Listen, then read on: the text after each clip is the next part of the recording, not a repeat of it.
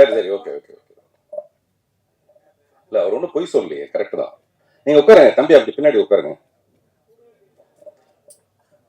பத்திரிகை மற்றும் ஊடக நண்பர்களுக்கு காலை வணக்கம்னு ஆரம்பிக்கலாம்னு பார்த்தோம். அது கிட்டத்தட்ட ஒரு மதிய வணக்கம் ஆயிடுச்சு. திப்பு சுல்தான் வந்து நிறைய போர் செஞ்சிருக்காரு. அவர் எந்த போர்ல இறந்தாருன்னு யாருக்காவது தெரியுமா அப்படின்னு கேட்பாங்க. அவர் செஞ்ச கடைசி போர்ல தான் அவர் இறந்தாரு. அந்த மாதிரி கடைசியா வந்து போர் பண்ண வர்றது மாதிரி தான் இந்த கடைசியா வந்து பேச வர்றது கூட. யூகிக்கவே முடியாத அளவுக்கு ஒரு பெரிய புத்திசாலின்னா அது வந்து யோகி சேது. அவரு உண்மையிலே ஒரு தடவையும் நம்ம அவரை பத்தின ஒரு கணக்கு வச்சிருப்போம், அவர் இவ்வளவுதான் புத்திசாலியா இருப்பாருன்ட்டு.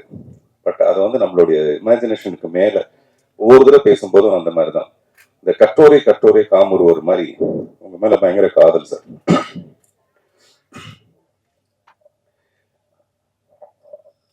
இந்த ஹேராம்னு ஒரு படம், கமல் சாருடைய படம். அந்த படத்தை பார்த்துட்டு ராதிகா போய் கமல் சார்கிட்ட கேட்டாங்களாம், இந்த படத்துக்கான தமிழ் ரைட்ஸ் எனக்கு கொடுப்பீங்களா அப்படின்ட்டு. ஹேராம்ங்கிற தமிழ் படத்தை பார்த்துட்டு கமல் சார்கிட்ட போய் ராதிகா மேம் வந்து இந்த படத்துக்கான தமிழ் ரைட்ஸ் எனக்கு கொடுக்க முடியுமா அப்படின்னு கேட்டாங்களாம். அந்த மாதிரி ஒரு ஆங்கில படம் மாதிரி இருந்தது. அதுக்கு அடுத்தபடியா இந்த படத்தை தான் சொல்ல முடியும். ஆங்கில படத்துல கூட தப்பி தவறி ஏதாவது ஒரு 10-12 தமிழ் வார்த்தைகள் வந்திருக்கலாம் போல இருக்கு. இதுல ஒரு 5 வார்த்தை தான் வருது தமிழ் வார்த்தை. இது எல்லாமே அப்படியே ஒரு இங்கிலீஷ் படம் பார்த்த மாதிரி இருந்தது. 1982ல பால் நியூமன் பண்ண ஒரு படம், வெரிடிக்னு ஒரு படம் இருக்கு. நேற்று நைட்டு நான் வந்து இந்த படத்தை பத்தி ஏதாவது பேசலாங்கிறதுக்காக போட்டு பார்த்தா அந்த படம் வந்தது. இந்த படத்தோட ட்ரெய்லரும் அந்த படமும் வந்தது. கிட்டத்தட்ட 2 படம் ஒரே மாதிரி தான் இருக்கு. நான் சொல்றது கண்டென்ட் சொல்ல, கதையை சொல்ல. இந்த மேக்கிங் ஒரு இங்கிலீஷ் படம் மாதிரியே இருந்தது. அதுக்கு மேல பாராட்டுறதுக்கு யுகி சேது வந்து அவர் புட்டு வச்சுட்டாரு. அதனால அந்த சைடு நான் போகவே தயாரா இல்லை. அதுல வந்து எவ்வளவு டெக்னிக்கல் எக்ஸலன்ஸ் இருந்தது அந்த மாதிரி விஷயங்களை சொல்றதுக்கு. இந்த படமும் எனக்கு வந்து ஒரு டைட்டானிக் மாதிரி. டைட்டானிக் பேஸ் வந்து ஒரு கப்பல். இந்த படத்துக்கு நான் இங்க வர்றதுக்கு காரணம் ஒரு கப்பல். அந்த கப்பல் வந்து கோபி, ராஜி. நீங்க எவ்வளவு அடக்கமா இருக்கணும் பொண்ணுன்னு எனக்கு தெரியும், நீங்க எப்படி மேடைக்கு வாங்க. ஏன்னா கோபி சொன்னாரு, நான் வீட்டுக்கு போக முடியாது சார், நான் பேசும்போது ராஜி பேரை சொல்ல மறந்துட்டேன், அதனால கொஞ்சம் எப்படி இருந்தா நான் காப்பாத்துங்க. நிஜமாவே ராஜி நீங்க மேல வாங்க, கோபி 2 பேரும் வாங்க. சார் எனக்கு கொடுக்குற அந்த புத்தகத்தை கொடுங்களேன், எனக்கு கொடுக்குறதா இருக்குது. அந்த நல்லா பேசினாதான் கொடுப்பீங்கன்னா அப்படி கொடுக்க முடியாது, எனக்கு இப்பவே கொடுத்துருங்க. கோபி, ராஜி 2 பேரும் மேல வாங்க.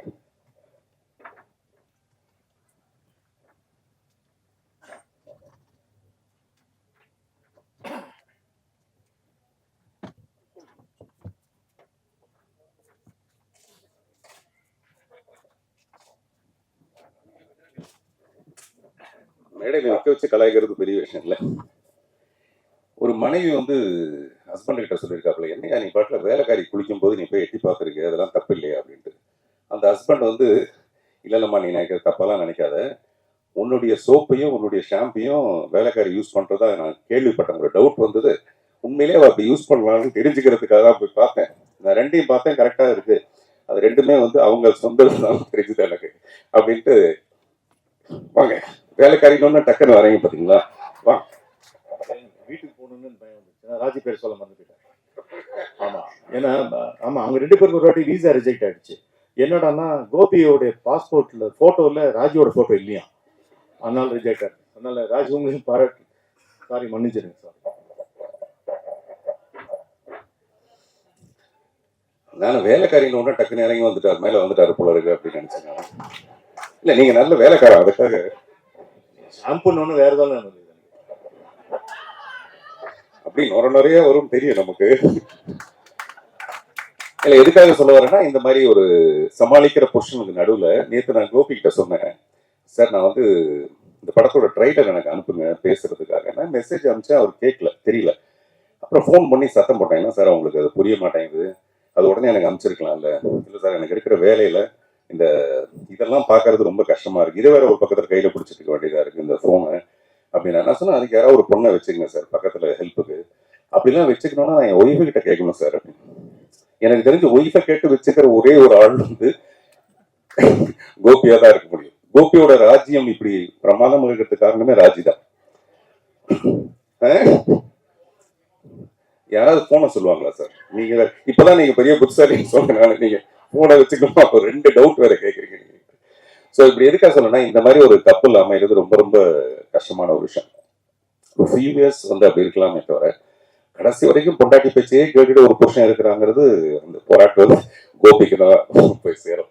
அந்த மாதிரி நம்ம எங்கேயோ ஆரம்பிச்சு வெறும் கோபிராஜோட உண்மையிலேயே அவங்க ரெண்டு பேரும் ஹாசினி சொன்ன மாதிரி அவங்கள்ட்ட ஒரு பொறுப்பை ஒப்படைச்சிட்டோம்னா டெஃபினட்டா அவர் வந்து முழுக்க கோபி அதை பிரமாதமா படுத்திடுவாரு. சில பேர் படுத்திடுவாங்க, பட் இவர் பிரமாதப்படுத்திடுவாரு. வரலட்சுமி அது பெரிய வரம் அவங்களுக்கு. அந்த நடிப்பு டைரக்டர் வந்து அங்கே ப்ரெஸ் எல்லாம் கூப்பிட்டு வச்சுட்டு நீங்கள் கேள்வி கேளுங்கன்னு சொல்லிட்டு கேட்குறாரு. அவங்க கேட்குறாங்க, அதையும் கேட்குறீங்க அப்படின்றாரு இவர். நான் சொன்னேன், நீங்கள் தான் கேட்க சொன்னீங்க, அதுக்கப்புறம் கேட்காம என்ன பண்ணுவாங்க அப்படின்ட்டு. அதில் அவர் சொல்கிறாரு, ஒரு டேக் வந்து ஒரே டேக்கில் ஓகே பண்ணிட்டாங்க, ஒரு ஷார்ட்டை ஒரே டேக்கில் ஓகே பண்ணிட்டாங்க. இந்த படத்தில் நிறைய ஷார்ட் இருக்குது, அது ஒரு டேக்கில் ஓகே பண்ணிட்டாங்க. ஆனால் ஒரே ஒரு டேக் உள்ள ஒரே ஒரு ஷார்ட் உள்ள இரவு நிழல் படத்தை ஒரே டேக்கில் அவங்க ஓகே பண்ணாங்க. நான் சொன்ன அது 2 மணி நேரம் படம். கிட்டத்தட்ட நாங்கள் 85 நாள் நாங்கள் ரிஹர்சல் பண்ணிட்டு கடைசியில் ஒரு 4-5 நாளைக்கு முன்னாடி தான் வரலட்சுமி கூப்பிட்டு அந்த மாதிரி ஒரு ரோல். எனக்கு உண்மையிலே ரொம்ப பயமாக இருக்குது. அவங்கள வந்து சப்போஸ் அவங்க தப்பு பண்ணிட்டாங்கன்னா மறுபடியும் ஒரு ஒன் மோர் போகணும். அதனால எனக்கும் பதட்டம், அவங்களுக்கும் பதட்டம். ஆனால் அதை ரொம்ப பிரமாதமாக பண்ணாங்க. அது ரொம்ப பெரிய ஆச்சரியமான ஒரு விஷயம். அதே மாதிரி இவ்வளோ அமௌண்ட் ஆஃப் இங்கிலீஷ் நான் பேசினது இல்லைன்னு சொன்னீங்க. ஆனால் எவ்வளோ அமௌண்ட்டுன்னு மட்டும் சொல்லு, இந்த படத்துக்கு இவ்வளோ அமௌண்ட் வாங்கினேன் அப்படின்னு கூட சொல்லலைங்க. அது வந்து ப்ரொடியூசருக்கு அதிகமாக கொடுத்துருப்பாருன்னு நினைக்கிறேன். அப்புறம் ப்ரொடியூசர் வந்து ரொம்ப நிஜமாவே ரொம்ப அண்டர் பிளே பண்ணியிருக்கீங்க நீங்கள். வழக்கமாக ப்ரொடியூசர் நடிக்கிறதுக்காக தான் நிறைய படம் எடுப்பாங்க. அப்படி இல்லாமல் இந்த படத்துக்குள்ள நமக்கு என்னவோ அதை மட்டும் நம்ம பண்ணலான்றதும், அப்புறம் இது செய்த மாதிரி ஒருத்தர் நீங்கள் உண்மையிலேயே நல்லா நடிச்சிருக்கீங்கன்னு சொல்றதும் பெரிய ஆச்சரியமான ஒரு விஷயம். நானும் ஒரு சில நேரத்தில் போய் சொல்லுவோம், பட் இந்த மேடையில் அப்படி போய் சொல்ல விரும்பல. அதே மாதிரி சுஹாசினி மேம் அவங்களுடைய நடிப்பை பற்றி எல்லாரும் பேசுவாங்க. ஆனால் ஒரு அழகின்ற ஒரு திமிரு இந்த உலகத்திலேயே ரொம்ப அதிகமாக உள்ளது வந்து சுஹாசினிக்கு மட்டும்தான். பார்த்திபன் எனக்கு இன்னைக்கு 50 வயசு பார்த்திபன் அப்படின்னு எனக்கு ஒரு ஃபோன் பண்ணி சொல்லுவாங்க, எனக்கு இன்னைக்கு 50 வயசு அப்படின்னு. நீங்க யோசிச்சு பாருங்க, எல்லா பெண்களும் ஒரு 28 வயசுக்கு அப்புறம் வயசை மறந்துடுவாங்க, நம்பரை மறந்துடுவாங்க, சொல்ல மாட்டாங்க. 50 வயசுலயும் ஒரு பெண் வந்து எனக்கு 50 வயசு ஆயிடுச்சுன்னு சொல்லணும்னா அப்ப தன்னுடைய திமிர் மேலே எவ்வளவு பெரிய ஒரு அழகு இருக்கும் பாருடா, 50 வயசுல எவ்வளவு அழகா இருக்கேங்கிறது. அந்த மாதிரி ரொம்ப செல்ஃப் கான்ஃபிடன்ஸ்னா அப்படி ஒரு கான்ஃபிடன்ஸ். எனக்கு மணிரத்னத்து மேல லவ், மணிரத்னத்துக்கு சுகாசினி மேல love. A is equal to B, B is equal to C, A is equal to C, அந்த மாதிரி. So we love you all. Director இந்த படத்துல ஒரு பாட்டு எழுதுறதுக்காக என்னை வந்து சந்திச்சாரு. அப்போ அந்த சுச்சுவேஷன் சொன்னாரு. அவர் சுச்சுவேஷன் சொல்லும்போது எனக்கு இளையராஜா சார் சொன்ன ஒரு ஞாபகம் வருது. இளையராஜா சார் ஒரு மேடையில் சொல்றாரு, கண்ணதாசன் வந்து உட்காந்துட்டாராம். அந்த டைரக்டர் வந்து சுச்சுவேஷன் சொல்றாரு.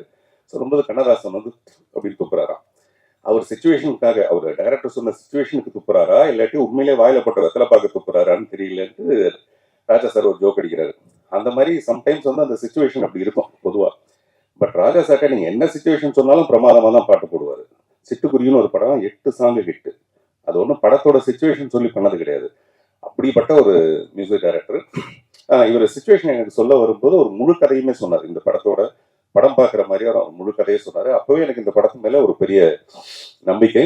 அது வந்து ட்ரைலரில் பார்த்தாலும் ரொம்ப பர்ஃபெக்டாக இருந்தது. இவர் யுகி சொன்ன மாதிரி திருப்பி யுகி சொன்ன மாதிரின்னு சொல்ல வேண்டியதாக இருக்குது. ரொம்ப அளவெடுத்து பிரமாதமான பர்ஃபார்மன்ஸ் எல்லாத்தையும் வாங்கியிருக்கிறது. அட் டான் இட்ஸ் குவைட் இயர்னு ஒரு படம் இருக்குது, ஒரு ரஷ்யன் ஃபிலிம். அதில் ஒரு 5 பெண்கள், எனக்கு அதுதான் ஞாபகம் வந்தது. At dawn it's quiet here. நானும் உங்களை மாதிரி ஏதாவது 2-3 பேரெல்லாம் அப்படி சொல்லலான்னு, இல்லாட்டி மரியாதையாக இருக்குது அதில் நம்ம வந்து கடைசியாக பேச வச்சுருக்காங்க அப்படின்ட்டு. ஸோ அந்த படத்தில் ஒரு 5 பெண்கள் பிரமாதமாக நடிச்சிருப்பாங்க. அந்த மாதிரி இந்த படத்தில் இருக்க இந்த 5 முகங்கள். அப்புறம் இந்த படத்தை பற்றி பாராட்டுறது, நம்மளே அதை பற்றி நிறைய சொல்லிட்டு இருக்கிறதுக்கு பதிலாக டெஃபினட்டாக நீங்கள் ஒரு நல்ல வேர்டிக்ட் இது கொடுப்பீங்கன்னு நம்புகிறோம். பொதுவாகவே இப்போ படங்கள்லாம் வந்து it may release, it may not ரிலீஸ்னு ஒன்று இருக்கும். மே ரிலீஸ், மே நாட் ரிலீஸ்னு. அப்படி இல்லை, இந்த படம் May 30 அன்னைக்கு ரிலீஸ். வாழ்த்துக்கள், நன்றி.